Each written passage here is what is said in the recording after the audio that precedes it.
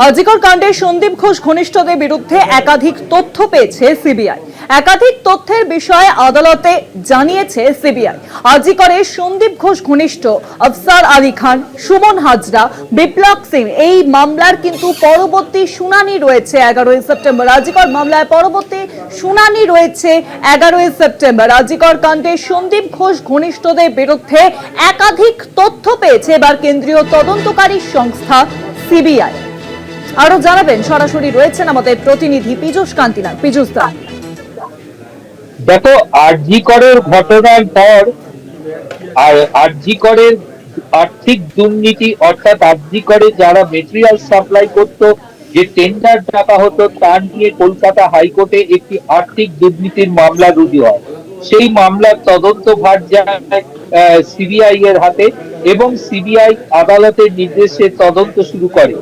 এই শুরুতেই কিন্তু আজকে সিবিআই এর পক্ষ থেকে আইনজীবী জানান যে সন্দীপ ঘোষের ঘনিষ্ঠ যে সমস্ত অফিসাররা ছিলেন, আফসার আলী খান, সুমন হাজরা, বিপ্লব সিংহ, এদের বিরুদ্ধে একাধিক তথ্য পেয়েছে তদন্তকারী সংস্থা সিবিআই এবং এর প্রেক্ষিতে একই সঙ্গে সন্দীপ ঘোষের মামলাও শুনানি হচ্ছে দুর্নীতির বিষয়।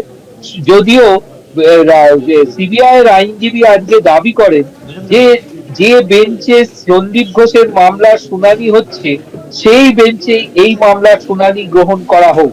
যদিও তার সম্পূর্ণ বিরোধিতা করেন সুমন হাজরার আইনজীবী সব্যসাচী ব্যানার্জি। তিনি পরিষ্কার জানান যে আমরা চাই না দুটি মামলা একসাথে শোনা হোক, তার কারণ দুটি ভিন্ন বিষয়, একটি ক্রিমিনাল, একটি হচ্ছে আর্থিক বিষয়, আর্থিক ক্রিমিনাল জড়িত রয়েছে।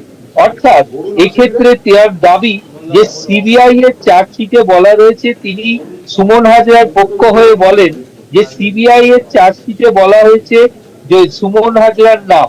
সুমন হাজরা 361 দিন হেফাজতে রয়েছে, 7 দিন তিনি পুলিশ হেফাজতে ছিলেন। যেহেতু এটি আরজি করের মামলা, তাই এখানে আর্টিকেল 21 না মেনেই তাকে হেফাজতে রাখা হচ্ছে। এই মামলাতে এখনো কাউকে রেড হ্যান্ড ধরা হয়নি। আরজি করের 3টি বিষয়ে সমস্যা ছিল, তার বিরুদ্ধে অভিযোগ ছিল তিনি প্রিন্সিপালের ঘনিষ্ঠ এবং অন্যান্যরা তারা কন্ট্রাক্টরদের পরিচিত কন্ট্রাক্টরদের কিছু কাজ পাইয়ে দিত, যেটা রেগুলার অনেক বেশি দামে পাওয়া হতো। সুমন হাজরার বিরুদ্ধে 150 জন স্বাক্ষর দিয়েছে, 25,000 পেপার চার্জশিটে পেশ করা হয়েছে আরইউডির মাধ্যমে।